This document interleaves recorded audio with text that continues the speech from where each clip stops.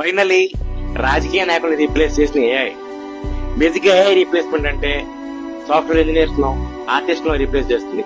కానీ recent times లో politicians కూడా ఏఐ రీప్లేస్ చేస్తుంది. ఇది జరిగింది అల్బేనియాలో. అల్బేనియా ప్రైమ్ మినిస్టర్ అయిన ఈద్ రామా గారి క్యాబినెట్ లో ఒక ఏఐ మినిస్టర్ గా సర్వే అవుతుంది. కానీ ఇది హ్యూమనాయిడ్ రోబోట్ కాదు, అంటే మనం రోబో మూవీలో చూస్తున్న మనుషుల మధ్య తిరగదు.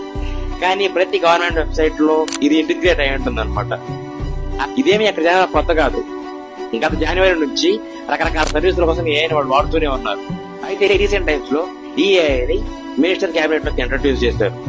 దీనిపైన ఏంటంటే ప్రతి గవర్నమెంట్ టెండర్ ని, ప్రతి గవర్నమెంట్ కాంట్రాక్ట్ ని మానిటర్ చేసి ఎలాంటి మాల్ ప్రాక్టీస్ ఎలాంటి బ్రాబరీ జరగకుండా అన్ని ట్రాన్స్పరెంట్ గా జరిగేలా చూసుకుంటుంది అనమాట.